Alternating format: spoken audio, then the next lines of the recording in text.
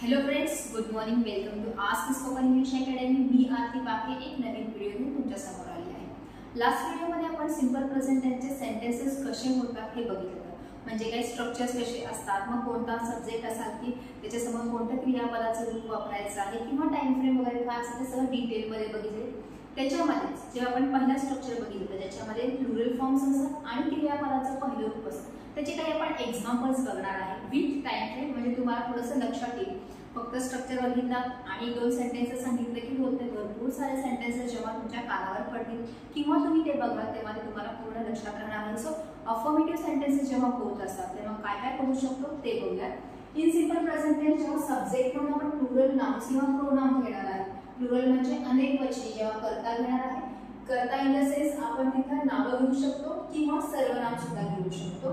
तेव्हा आपण तिथे वापरणार आहे क्रियापदाचं जसंच्या तसं पहिलं रूप. आता ह्यांच्यासोबत आपण अजून एक नियम बघितला होता की फर्स्ट फॉर्म सिंग्युलर जो आहे म्हणजेच आय जो आहे तो सुद्धा याच कॅटेगरीमध्ये बसणार आहे. म्हणजे सेंटेन्सेस करत असताना आपण सगळे प्लुरल फॉर्म्स प्लस आय हे प्रोनाउन आपण यूज करणार आहे. तर एक्झाम्पल्स बघूया. I learn English daily. मी रोज इंग्रजी शिकते. याच्यामध्ये लर्न हे क्रियापदाचं पहिलं रूप आहे आणि सिंपल प्रेझेंट टेन्स मध्ये आपण टाइम फ्रेम यूज करतो. सो टाइम फ्रेम लास्ट आलेला आहे डेली. मी रोज इंग्रजी शिकते. प्रत्येक मराठी वाक्याचा शेवट हा करतो, करते, करतात या अर्थाने होणार आहे.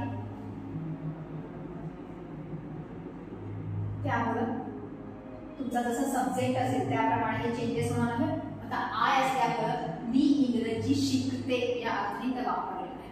वी टेक किंवा वी हॅव ब्रेकफास्ट ॲट 9 वाजता आम्ही ब्रेकफास्ट घेतो किंवा करतो. याच्यामध्ये टेक किंवा हॅव हे दोन्ही आपण क्रियापद कोणतेही एक वापरू शकतो.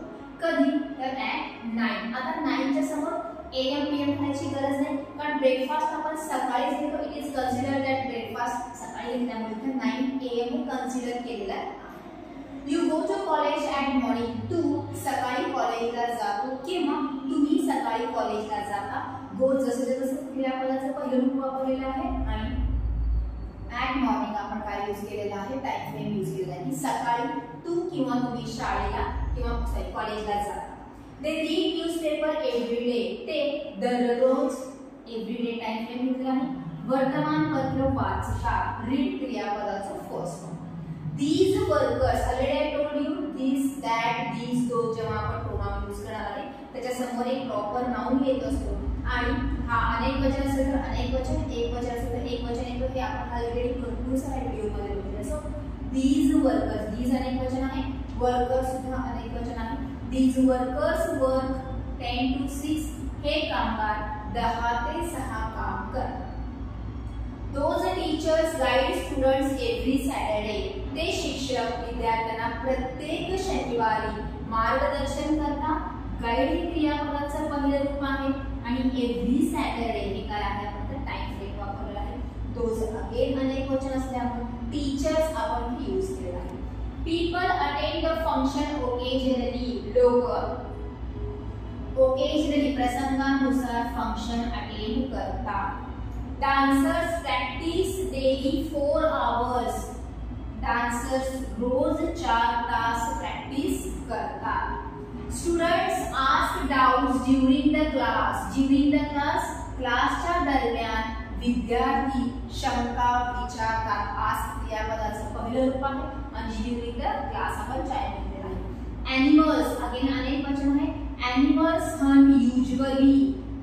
साधारणतः प्राणी शिकार करतात. हंट म्हणजे शिकार करणे. अनेक वचन आहे म्हणून शिकार करतात. Birds build nest before rainy season.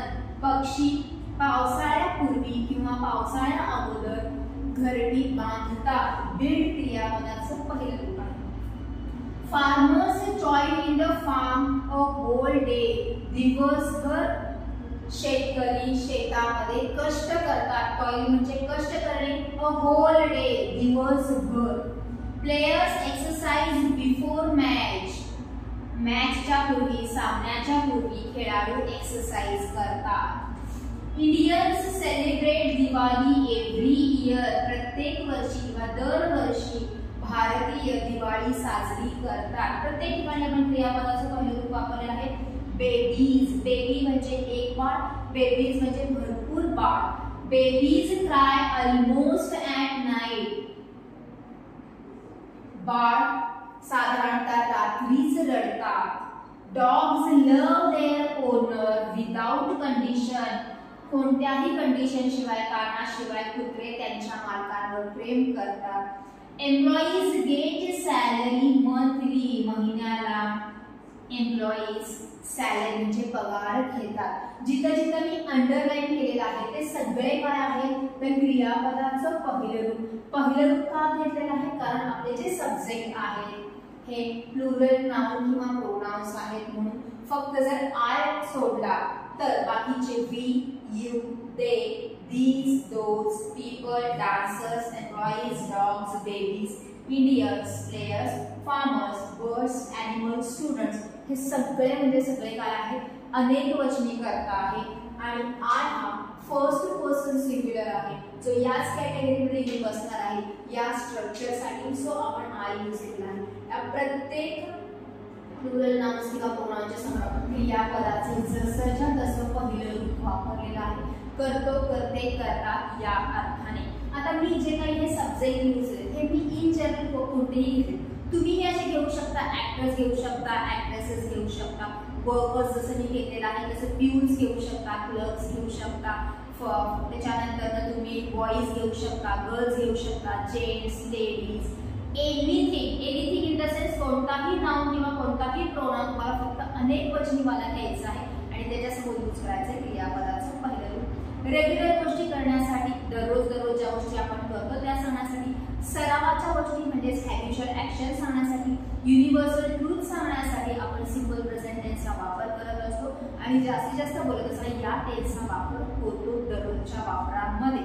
आज आपण फक्त अफर्मेटिव्ह सेंटेन्सेस बघितलेले आहेत by using simple present tense, ते सुद्धा अनेक वचनी कर्त्याचे. त्याच्यानंतर आपण निगेटिव्ह सेंटेन्स कसे होतात ते भरपूर सारे एक्झाम्पल्स बघणार आहे, त्याचे क्वेश्चन्स कसे होतात ते बघणार आहे. इव्हन WH टाइप क्वेश्चन्स कशा प्रकारे आपण सिंपल प्रेझेंट टेन्सचा वापर करू शकतो हे सुद्धा बघणार आहे, पण ते वेगवेगळ्या व्हिडिओजमध्ये. So this is for today. Thank you very much. Make a lot of sentences practice करा खूप, मगच तुम्हाला ते लक्षात राहणार आहे. Thank you very much.